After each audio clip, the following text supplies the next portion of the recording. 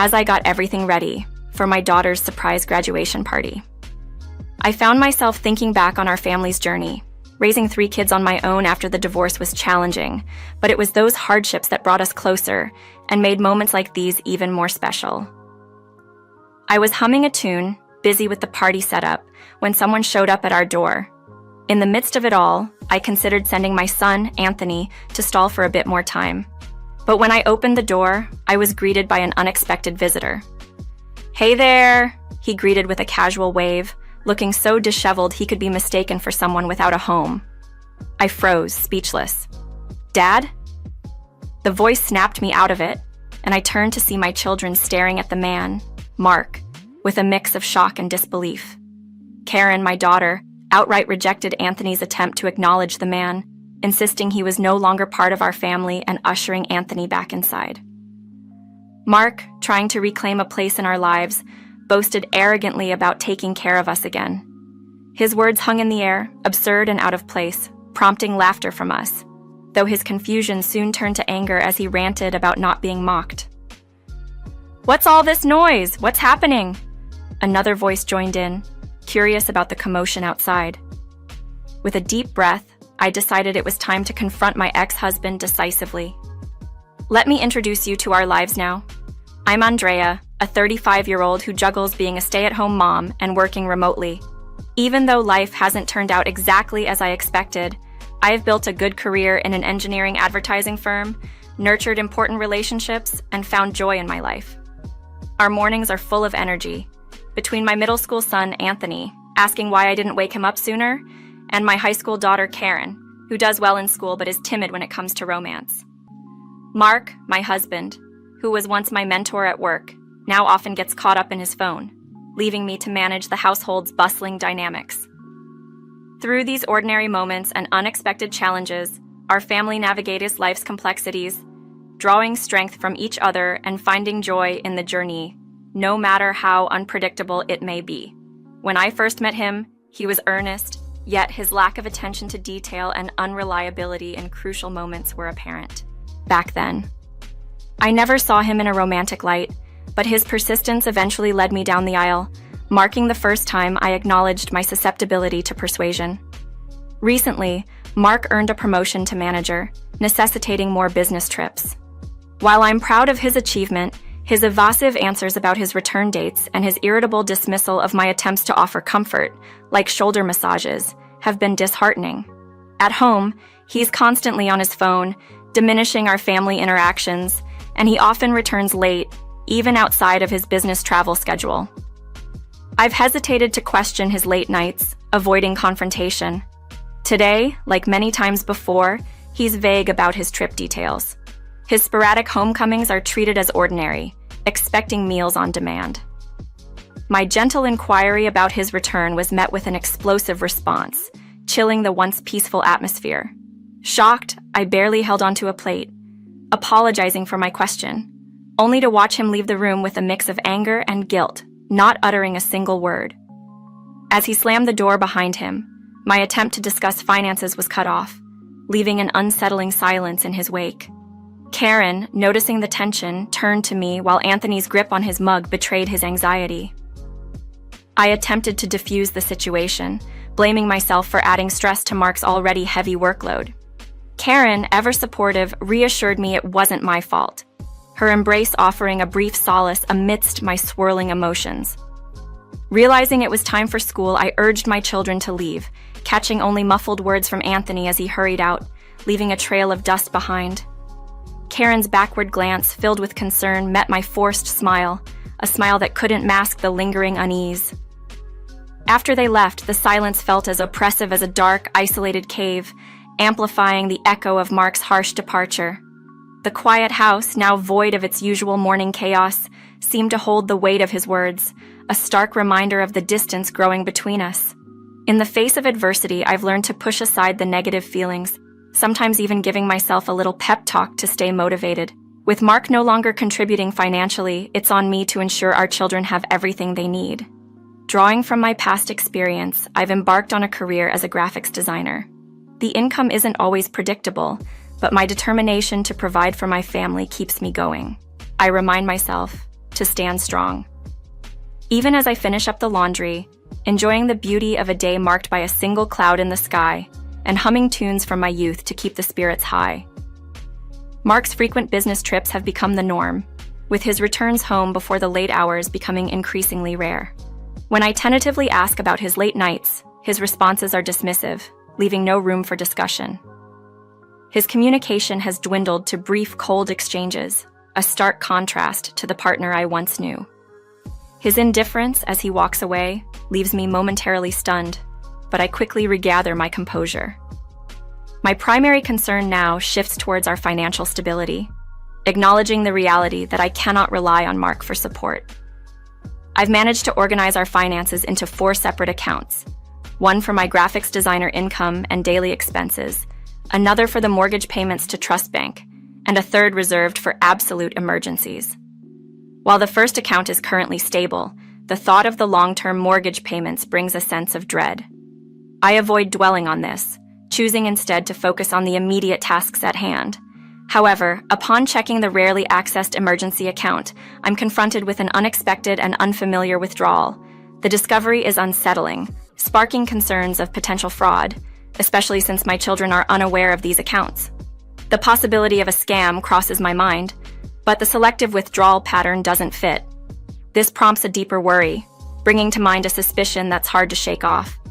As I grapple with this new financial mystery, I also confront the personal toll of these stresses. My failing eyesight not helped by presbyopia, the fine lines marking the passage of time, and the lasting marks from too many nights fallen asleep at the desk. Yet, in this moment of reflection, I decide to stop being harsh on myself. Instead, I face reality head-on, focusing on resolving the financial anomaly and preparing for whatever challenges lie ahead, with or without Mark's support. My resolve to protect and provide for my family, despite the uncertainties, remains unwavering. It seems like a distant dream for Mark to come home while the daylight still graces the sky, almost as unlikely as expecting a sudden hailstorm tomorrow. As I watch over the chicken sizzling on the grill, I can't help but brace myself for the inevitable critique from Mark at dinner, lamenting the meal's lack of excitement.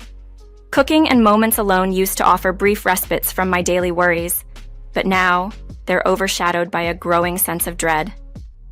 I've been mulling over how to confront Mark about the mysterious withdrawal from our emergency fund. With the kids usually sequestered in their rooms until dinner, I thought I might have a chance to broach the subject tonight, but finding the right words felt daunting. Just as I was wrestling with my thoughts, Mark excused himself to the bathroom, leaving me torn between relief at avoiding a difficult discussion and frustration at missing an opportunity. His phone, left behind on the table, buzzed with a notification, displaying a name I didn't recognize. The temptation to investigate was overwhelming, especially knowing Mark would be occupied for a while. With a racing heart, I edged closer to the table and caught a fleeting glimpse of the message, only to be interrupted by footsteps. Hastily, I returned the phone to its spot as my son, Anthony, inquired about dinner. I reassured him it would be ready shortly, my mind racing with the knowledge that tonight's dinner complaints might extend beyond the culinary. Later, with the house enveloped in silence and my family asleep, I couldn't shake off the urge to delve deeper into the mystery of that message. Driven by a mix of duty and apprehension, I tiptoed out of my room, motivated by the need to uncover the truth. Mark's snoring confirmed he was deep in slumber, thanks in part to the beer I'd encouraged him to have with dinner. Navigating the dimly lit hallway, I approached Mark's room, the air thick with the scent of alcohol. I pressed on, determined not to let the unpleasant smell deter me.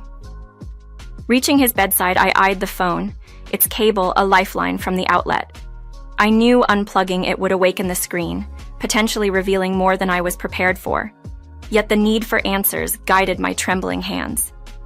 In the quiet of the night, with my heart heavy and hands trembling, I carefully disconnected Mark's phone from its charger. Pressing the screen to my chest, I ensured it remained dark as I tiptoed back to my sanctuary, my room. The tears I hadn't realized were threatening spilled over as I gently wiped them away with my pajama sleeve. Turning on the phone, a flood of emotions washed over me, as I searched for the messages that had haunted my thoughts. The conversation with Bruce was worse than I feared. Plans for future trips, casual mentions of using my savings, a betrayal that cut deep. Reading their exchange, a chilling calm settled over me. Their words, plans, and stolen moments captured in photographs made my previous worries seem almost naive. I returned the phone to its charging cable beside a sleeping Mark, my movements silent and deliberate. The next morning, as I prepared breakfast with an unusual smoothness, Mark appeared, disheveled and unaware of the storm brewing within me. My greeting was icy, a sharp contrast to the warmth of the rising sun. His casual inquiry about breakfast halted as I confronted him with the reality of his actions and the existence of Bruce. The confrontation escalated quickly from disbelief to anger. His reaction to my declaration for a divorce, a plate thrown in anger, shattering behind me, marked the end of any semblance of civility. My children, drowned by the noise, witnessed the aftermath of his fury. Karen's quick thinking to record the confrontation and Anthony's silent preparedness with a baseball bat underscored the gravity of the situation. Despite the tension, I urged caution, fearing for their safety. The day's events were overwhelming, leading to a professional setback as I had to request an extension for the first time. When Mark returned, he nonchalantly placed divorce papers on the table, his actions final and devoid of any warmth that once existed between us. My children's support for the divorce, evident in their readiness to protect and stand by me, was a small comfort in the face of such profound betrayal and upheaval. This painful chapter, marked by confrontation and the stark reality of divorce, underscored the resilience and unity of my family. Despite the fear and uncertainty, the strength to move forward came from the support we found in each other, ready to face a new beginning, however daunting it may seem. The decision to divorce felt like stepping into unknown waters. I was apprehensive, unsure if I could shoulder the financial responsibilities alone. Yet, after opening up to Karen and Anthony about my concerns, we found unity in our resolve. Karen offered to contribute with her part-time job earnings, and Anthony volunteered for more household duties. Accepting their help wasn't easy, but it was our way forward, together. 2 weeks after, this heartfelt family discussion. The absence of Mark brought a surprising sense of relief. My worries persisted, yet the atmosphere at home became lighter, more bearable. With legal advice, we finalized the divorce, stepping into a new chapter that, despite its challenges, felt refreshingly hopeful. 2 years on, the journey hadn't been easy. Karen juggled her studies with work, a sacrifice that, despite my protests, kept us afloat. When her exam results didn't meet our hopes, the weight of guilt was heavy on my shoulders. Yet, she stood firm, owning her decisions with maturity beyond her years. Anthony's adeptness in managing household chores lightened the load considerably, though not without its moments of familial tension, especially concerning laundry duties. Reflecting on these 2 years, it's clear that life post-divorce tested us in ways we hadn't anticipated. But together, we've navigated through the toughest times. Preparing a special dinner to celebrate Karen's acceptance into medical school, I'm filled with pride and gratitude. This celebration is more than just her academic achievement. It's a tribute to our collective resilience and support for one another.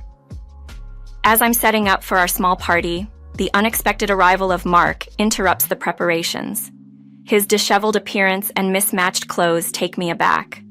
My children's reaction to him, a mix of rejection and astonishment, underscores the distance and changes in our lives. Mark's attempt to reinsert himself into our lives, met with disbelief and laughter from us, highlights the absurdity of his expectation. The disruption he causes is a stark reminder of the journey we've embarked on since our separation. Yet, as we stand together, facing whatever comes our way, it's clear that our strength as a family lies not in the absence of challenges, but in our unwavering support for each other. Gathering my composure, I stood tall and introduced Frank, my husband, to the unexpected visitor, Mark. Although I hadn't previously mentioned Mark's name to Frank, the introduction led to a tense moment as everyone gauged each other's reactions. Frank, with a courteous smile, revealed his role as the president of a key client company where Mark was employed. Their acquaintance seemed familiar to Frank, but Mark feigned ignorance, a situation that became awkward following Frank's pointed comments about Mark's recent professional missteps. Mark's denial and claims of infidelity were met with my calm yet firm correction. Our divorce was legally binding, debunking his baseless accusations. His demands for alimony were turned on their head when I presented evidence of his financial betrayal. The misappropriation of funds from an account that was meant for emergencies, containing a substantial inheritance from my late parents. Confronted with undeniable proof of his actions, including a potential charge of forgery for illicitly withdrawing money without my consent, Mark was cornered into a settlement. He agreed to pay back the $50,000 he wrongly took and commit to alimony payments, a resolution that was both relieving and bittersweet. Reflecting on these developments over coffee, I pondered the future of these alimony payments. The incident had profoundly affected Mark's life. His financial misconduct led him to juggle multiple low-paying jobs to meet his obligations. Frank's decision to sever ties with Mark's employer over ethical concerns was a stance I initially thought too severe. But Frank assured me it was justified, emphasizing the importance of integrity in business and personal dealings. This chapter, marked by a blend of vindication and contemplation, highlighted the resilience required to navigate life's unexpected turns. It was a reminder of the strength found in standing up for oneself, the complexities of human relationships, and the sometimes harsh realities of consequences and redemption. Watching Frank's stern reaction to Mark's professional downfall left me with mixed feelings. Mark's life had taken a steep dive after losing a major client and subsequently his job. Now, struggling to stay afloat financially, he looked worn, his days of prosperity reflected only in the past tense. Mark's sarcastic inquiry about Bruce only added to the grim picture, revealing her departure after accumulating a hefty debt, for which Mark, as the guarantor, was left to bear the burden alongside the alimony payments to me. Despite everything, I found myself feeling a pang of sympathy for Mark, even as he inquired about our children. Karen's success in medical school and the adversities she faced, alongside Anthony's newfound determination to specialize in legal matters, particularly infidelity, painted a picture of resilience and growth born from hardship. Mark's remark about my marriage to Frank, suggesting a begrudging gratitude, brought back memories tinged with both fondness and regret.